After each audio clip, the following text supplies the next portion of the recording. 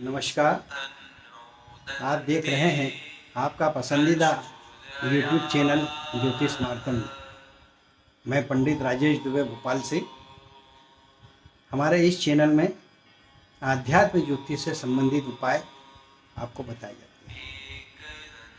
गणेश उत्सव का काल कहा जाता है कि भादो मास की चतुर्थी को भगवान श्री गणेश का प्रागट्य दिवस है। और जब भगवान श्री गणेश माता पार्वती के द्वारा प्रकट किए गए, तब उनमें अत्यंत ही एक शक्ति का और अपने बल के ऊपर अहंकार था। और वही अहंकार था जिसकी वजह से देवों के देव महादेव परम पिता शिव जब अपनी अर्धांगिनी के सम्मुख पहुँचे ये, तब भगवती पार्वती जो है वह स्नानागार में थी, जहाँ उन्होंने अपने शरीर के मैल को निकाल कर पुतला बनाई और पुतला बनाने के पश्चात उसको प्रतिष्ठा के मंत्रों से पढ़कर प्रतिष्ठित करी और वो भगवान श्री गणेश हुए। भगवान श्री गणेश ने माता भगवती से प्रश्न करे कि हे माता, आपके मानस पुत्र के रूप में मैं प्रकट हुआ हूँ, मेरे प्रकटीकरण का उद्देश्य क्या है? हे माता, आप मुझे आदेश करो और मैं उस आज्ञा की अनुपालन में निरत हो सकूं। तब माता भगवती ने कहा कि हे पुत्र, मैं स्नानगार में हूँ,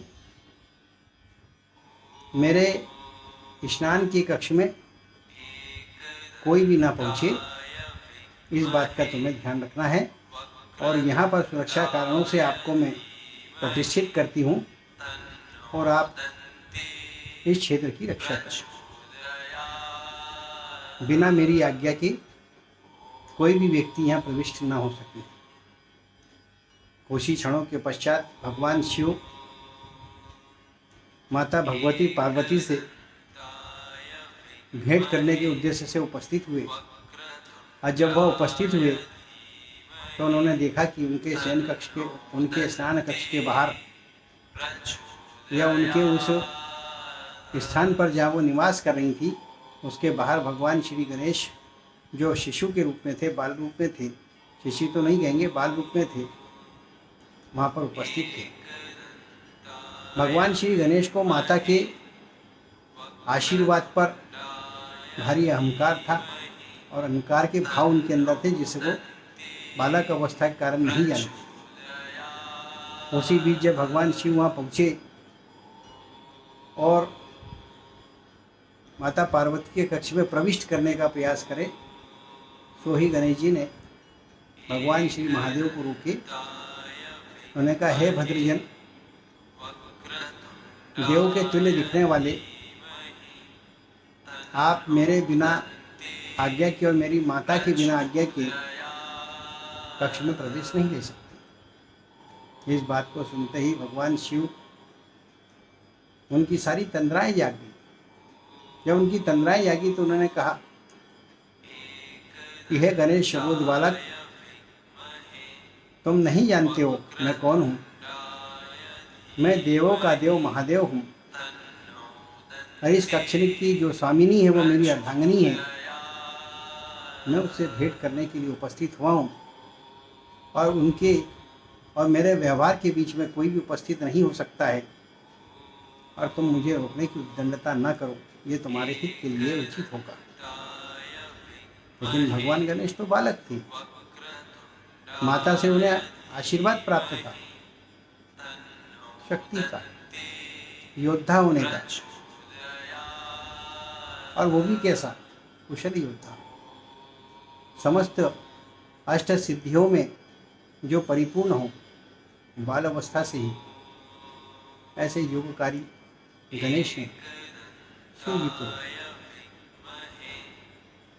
वाद विवाद बढ़ता गया और अंत में भगवान श्री शिव वहाँ से लौट गए और अपने गणों को उन्होंने सारा वृतांत सुनाया तो सारे गण इकट्ठे हुए और अपनी अपनी बारी से आकर गणेश का सामना करें।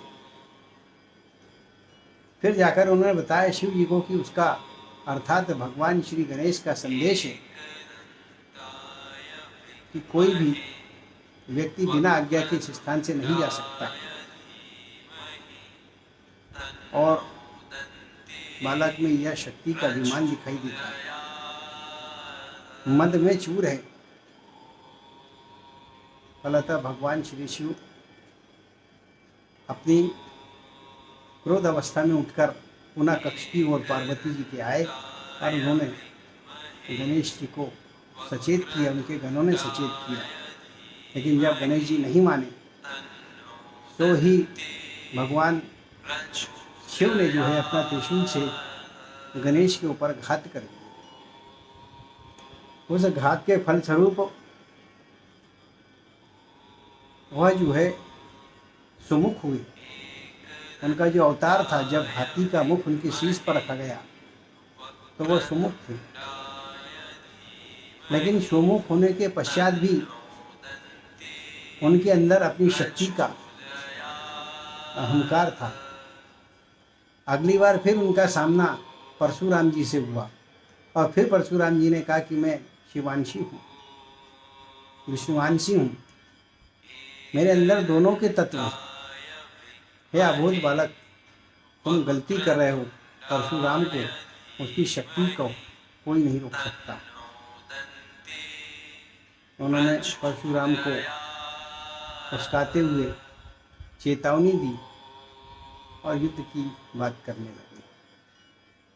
परशुराम ने अपना फरसा उठा के और गणेश जी के ऊपर प्रहार कर दिया। फलस्वरूप उनका एक दांत टूट गया और वहाँ से वो एक दंत हो गए। और वह एक दंत होने के पश्चात उनके अंदर इस बात का ज्ञान हुआ कि मद के कारण एक बार मेरी क्षति हुई तो मुझे सुमुख प्राप्त हुआ और दूसरी बार मेरा एक दांत टूटा है तो मैं स्वयं गणेश अब नए नाम से पूजा जाऊंगा और वह एक दंत हो गए। और जब वो एक दंत हुए तो उनके अंदर जो दिव्य शक्तियों का सृजन हुआ तो उस सृजन के अंतर्गत उनके अंदर राजयोगी शक्ति उत्पन्न हुई और तभी राजयोगी शक्ति के उत्पन्न होने से देवों में प्रथम पूज्य भगवान श्री गणेश अपने शक्ति के साथ में, अपनी कीर्ति यश के साथ में संसार में गोचर करने लगे। और उसी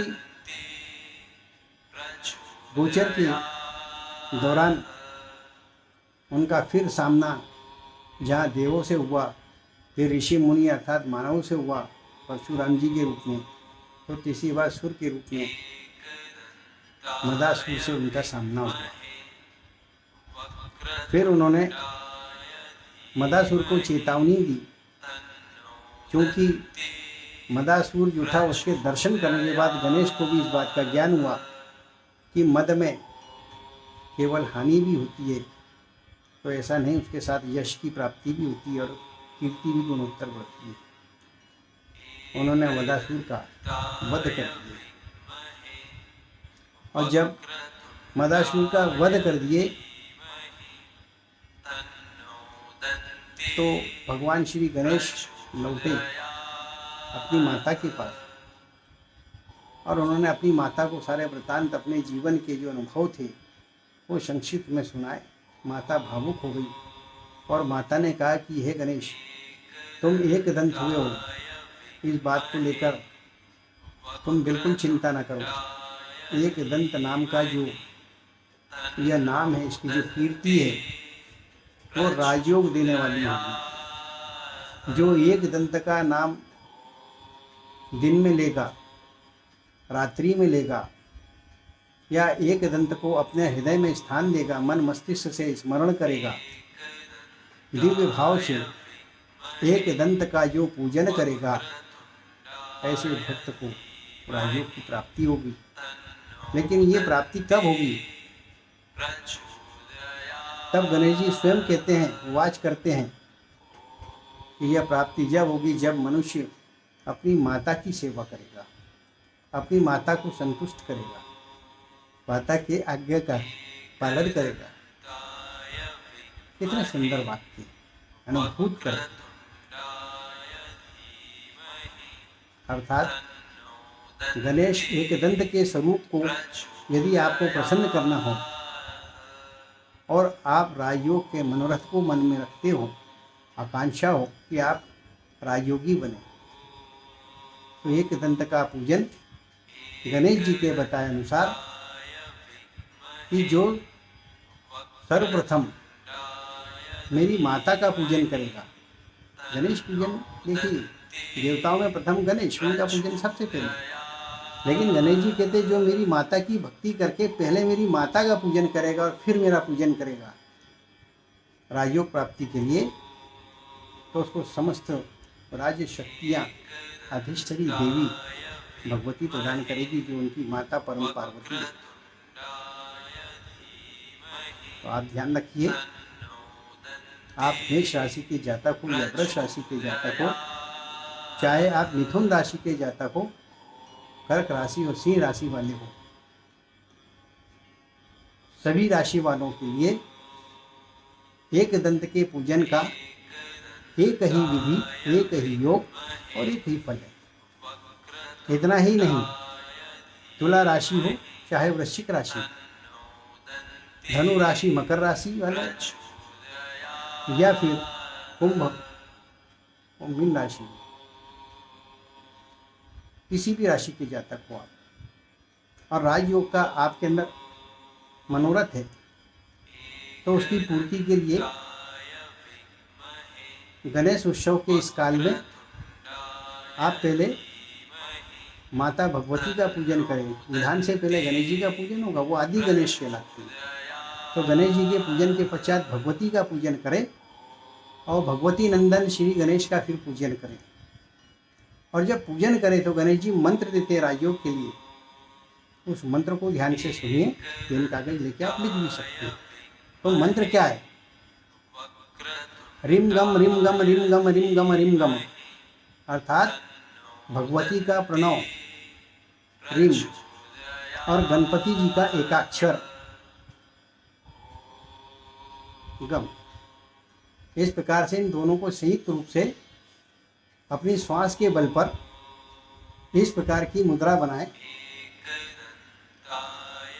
ये दो मुद्रा हैं, उनमें यह मुद्रा विशेष रूप से इसे कुबेर मुद्रा कहा जाता है, और जिसके पास कुबेर होता है उसके पास राजयोग होता है। इस मुद्रा को इस प्रकार से जो है पालथी मारकर पलथासन में बैठें, दोनों घुटने के ऊपर इस मुद्रा को बनाकर अपने हाथों को रखें, उसके साथ स्नायु मंडल बिल्कुल सीधा हो, और उसके पश्चात 1,25,000 मंत्रों का जाप पूरे एकादश साधना के काल में पुनर्चन करें।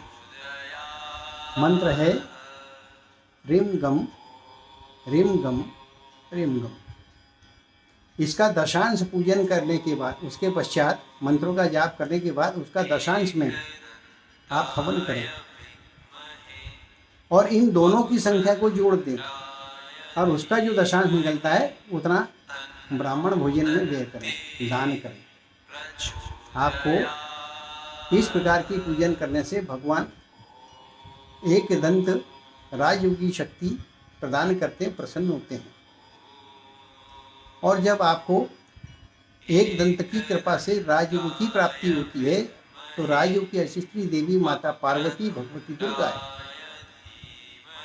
फिर राज सत्ता को संभालने से पहले फिर भगवती का पूजन करें, और फिर गणेश जी का स्मरण करके यदि आप राज सत्ता का संचालन करते हैं, तो निश्चित रूप से दिव्य भाव से जनता की सेवा, प्रजा की सेवा, प्रकृति की सेवा। प्रकृति की सेवा क्या है? वृक्षारोपण करना, नदियों का प्रदूषण समाप्त करना, वायु के प्रदूषण को नष्ट करना, अर्थात किस प्रकार से आप अपने प्राकृतिक संसाधनों को, जो ब्रह्मांड भगवती देवी में दे है, उसकी हम सुरक्षा करें। ऐसे जतन हमें करना चाहिए। ये राजयोग की परिभाषा है। पथिक पथ पर चले पेड़ उसे छां दे, भूख लगे तो फल, और जब फल मीठा हो तो दुआएं, और दुआओं से राज्य सत्ता का परिसंचालन यशस्वीवान, यशवान, कीर्तिवान, गौरवशाली, कितने सारी उपाधियों से विभूषित हो जाता है। अर्थात उस राज्य को दिव्य राजयोग कहते हैं। किसी भी मनुष्य के मन में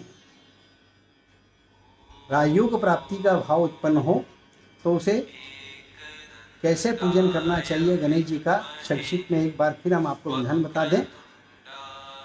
भादो शुक्ल पक्ष चतुर्थी नक्षत्र हस्त में भगवान श्री गणेश का पूर्व दिशा में मुख करके स्नान आदि के उपरांत पवित्र भाव से अंतर याग को शुद्ध करके बाह्य याग को शुद्ध कर दिव्य भाव से गणेश जी का स्मरण करके उन्हें आमंत्रण देना चाहिए। आमंत्रित करने के साथ में उनसे निवेदन करना चाहिए कि हे गणेश, मैं आपकी व्रत उपासना पूजन करना चाहता हूँ, उसके लिए आप मुझे आज्ञा दें।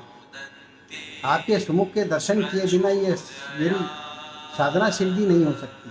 इस साधना की सिद्धि के महत्व के लिए ही नहीं बल्कि उसकी अनिवार्यता के लिए आप मेरे हृदय में वास करो। हे एक दंत, शास्त्र और वेदों ने उवाच किया है कि जो भगवान गणेश के किसी भी स्वरूप सहित एक दंत को अपने हृदय में वास कराएगा उसे राजयोग प्राप्त। तो प्रभु आप मेरे हृदय में वास करें, ऐसा आह्वान करके फिर एक सुंदर सी पार्थिव की बनी हुई गणेश जी की प्रतिमा हो, उसको आप स्थापित करें। वहाँ पर जो है विधान से मंडल बनाए, नवग्रह आदि मंडल हो, वहाँ अखंड ज्योत हो, दीपक जलाएं अखंड, और इस प्रकार से सारी व्यवस्था करके और फिर गणेश जी का अभिषेक पूजन, पंचोपचार पूजन, अष्टोपचार पूजन, षोडशोपचार पूजन, जो आप सामर्थ्य रखते हैं उसके अनुसार यजन करके पूजन करें। भगवान श्री गणेश का विधान से पूजन करने के साथ साथ नाना प्रकार के दिव्य दान करें। विद्यार्थियों को पुस्तकों का दान करें, क्योंकि भगवान श्री गणेश ज्ञान के देवता है। ज्ञान की शिरा को जागृत रखने के लिए ज्ञान और शिक्षा के समुचित संसाधनों का दान करने से विद्या का रक्षा दान प्राप्त होता है। राजसत्ता राजयुग में विद्या का बड़ा महत्व है।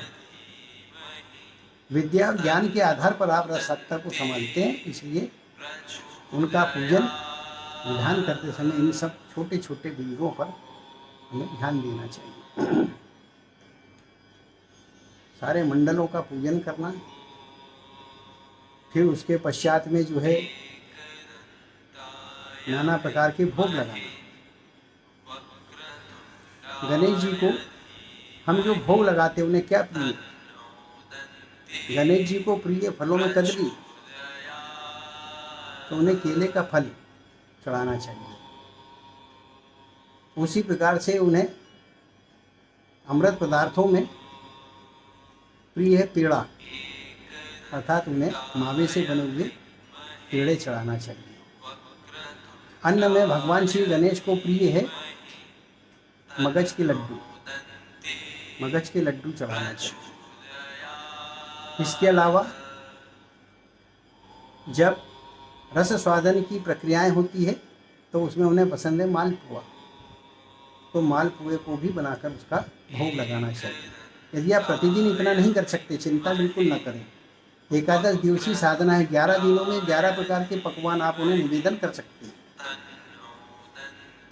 और उनको निवेदन करते समय गरीबों को अन्न का दान करना, वस्त्र का दान करना, कंबल का दान करना चाहिए।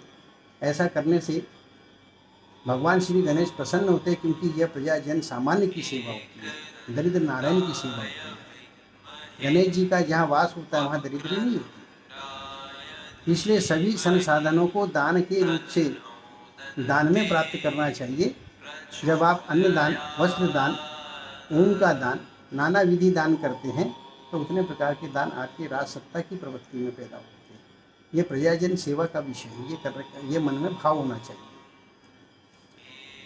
और उसके पश्चात समस्त ब्राह्मण मंडलों को एकत्र करके, अपने बंधु बांधव को एकत्र करके हवन पूजन करना चाहिए और भंडारा करना चाहिए। और ऐसा करने के पश्चात देखेंगे आप, भगवान श्री गणेश आप पर असीम कृपा बरसाते और आप पर प्रसन्न हो जाते हैं और आप राज्यों को प्राप्त करते हैं, राज सत्ता को प्राप्त करते हैं। जिनमें भी राज सत्ता का भाव हो वो इसको अनिवार्य रूप से करें। आप देखें, आपको इसका फल प्राप्त होगा। विशेष रूप से पूजन में मंत्र का ध्यान रखिए, रिम गम रिम गम रिम गम। इसी के साथ में नमस्कार बंधुओं, कुछ भूल गए थे, लेकिन आपको याद होगा, हमारा कार्यक्रम आपको यदि पसंद आया हो तो इसे लाइक जरूर करिएगा। लाइक करने के साथ साथ आप सब्सक्राइब भी करें और इसे शेयर भी करें ताकि अधिक लोगों को इसका लाभ प्राप्त हो सके। इसी के साथ नमस्कार। लगातार आप एकादश साधना में गणेश जी के एकादश मनोरथ पूर्ण करने की कथाएं हम आपको इस गणेश पर्व काल में बताएंगे और उन्हें कैसे प्रसन्न करें गणेश जी को, यह भी बताते रहेंगे।